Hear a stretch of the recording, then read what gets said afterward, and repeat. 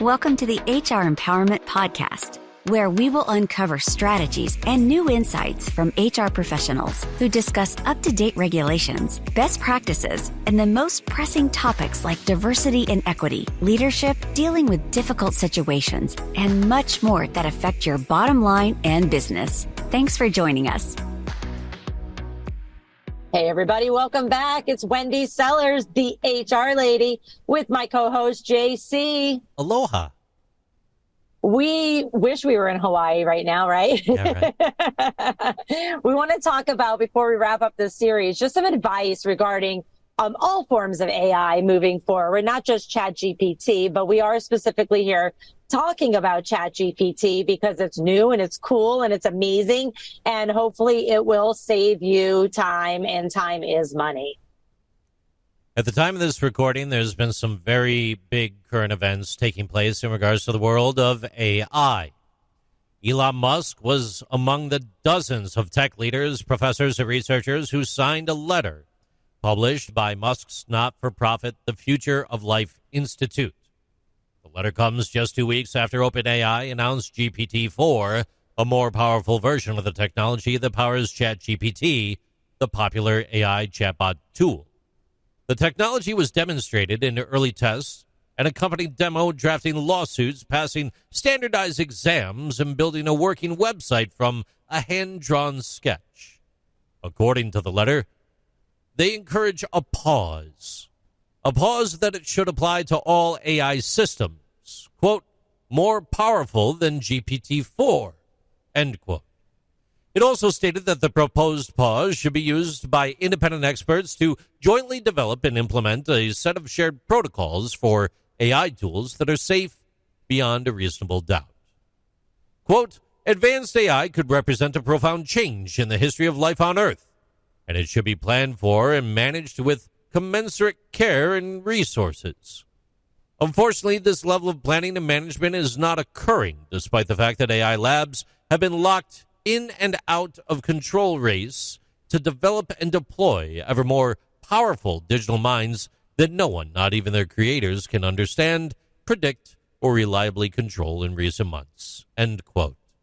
In closing, it states if a pause is not implemented soon, the letter does suggest that the government should be allowed to step in and impose a moratorium. Wendy Sellers, back to you. That's scary. That's really scary. Well, especially coming from Elon Musk. Right. Yeah. I mean, he's a wacko anyways, but he's incredibly intelligent, and, you know, his whole world and a lot of other people in the AI space, even creators of this, are coming to the table all over the news, all over media, saying, yeah, we helped develop this, but it's going a little too far. And so, you know, folks, just remember that it is a tool. It's going to give you a lot of data, and you need to make sure that you're verifying that data. AI is where we're going in the future. Use it to help improve your services. And in one way that you can do that is to use ChatGPT or its competitors to help create chatbots. We've all experienced these chatbots, and we probably didn't know that's what they were called. You know, when you go to order something online, or you just go to somebody's website and then you ask it a question and then it comes up with an automated answer. Well, guess what usually happens? You know, you either get the answer that you want because it was a simple question, or you get frustrated because you have a more detailed question and that chatbot can't answer it. This is why humans are always going to be necessary. If you are able to create all of these, this programming language and pay all this technology companies to answer every single question there ever is about your service, including internal HR services, you know, kudos to you. That's going to cost a lot of time and money. We know in the HR space that probably every day we get asked a unique question that we may never get asked again. And therefore, we're probably not going to have that into a chatbot. But if you don't know what a chatbot is, I literally just went to ChatGPT and I wrote in there, how do I use ChatGPT to create a chatbot? And it gave me the instructions. But the bottom line is I don't even understand half of this words. I don't know what programming language is, API keys, all of these things I kind of do, but I'm going to pretend I don't. You have to get experts involved in the technology space in order to continue seeing into the future. JC, I feel like you have something to say on this. Yeah, I actually have some stats for you when we're thinking about the workplace as well. This comes to us from insights.rico.co.uk, Ms. Wendy Sellers, the HR lady. So more than a third, 36% of European workers want administrative tasks automated in order to reduce the amount of time that they spend on them. 41% want a reduction in repetitive tasks, very specifically. A survey of 3,500 workers about their attitudes towards a digital workplace revealed that these results, which were commissioned by RICO, stand firm. It demonstrates a genuine desire to make better use of emerging technologies such as AI in the workplace.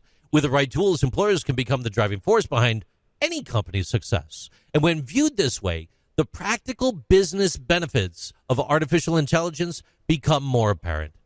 There's 3 ways that they identified in this survey that they anticipate artificial intelligence will revolutionize the way that you work and the way that business is conducted. Now, the first one is the AI-powered Customer Contact Center, where ChatGPT-like AI entities are helping move forward with customer care and contact where humans may not be required anymore. The next one is a AI chatbot salesperson, and the last suggestion was a collaboration aid, an AI collaboration aid, collaborative workforce assistance. What do you think about that, Wendy? I just think it's mind-blowing and amazing, and a free or close to free tool, depending on what version you're using. I would definitely encourage everyone on here to at least check out the free version. You may have to be on a wait list to go on there, and it's usually through certain times of the day. But I would 100% say, make sure if you're going, I need new policies, or I don't have a handbook. Well, I have one for sale on my website. But, if you have something that's very specific, you can say, create me a policy on this. While you were chatting, JC, I just put in here, create me a career path plan for marketing professionals. And it did. It said, okay, here are 5 levels of marketing roles from entry level all the way to consulting firms. And so then you could create more questions of, job descriptions.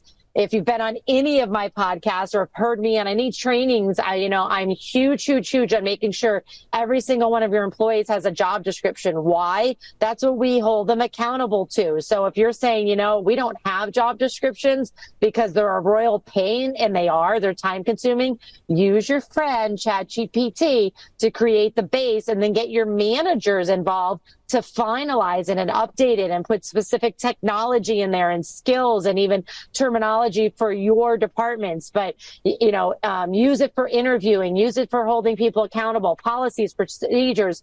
When you're saying, oh, we have a position available and I've never worked in the state of Ohio, ask ChatGPT, what are the specific employment laws for that state, so that you could change your policies and procedures and educate your payroll person as well. There's so much that it can do, that this information is probably out there somewhere already, which is where it got this data from, but you probably have to pay for it, and it's going to take you hours to find that information. So use it for what you can use it for. Just verify the data, because data in is data out, and the data in may be inaccurate.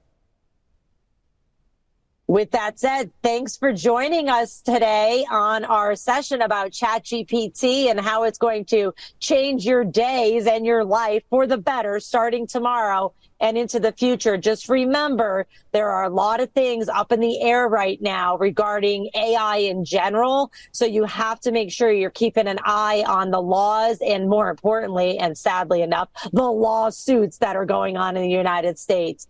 Thanks for joining us, everyone. As the HR lady, I'm always looking for feedback on what we talk about. If there's anything that you want to talk about on a future session, please let us know, and go to AuroraTrainingAdvantage.com/podcast to hear more. Take care. Thank you for joining the HR Empowerment Podcast, brought to you by Aurora Training Advantage. We hope you've gained new insight and strategies to navigate the HR profession. We look forward to you joining us again on the HR Empowerment Podcast.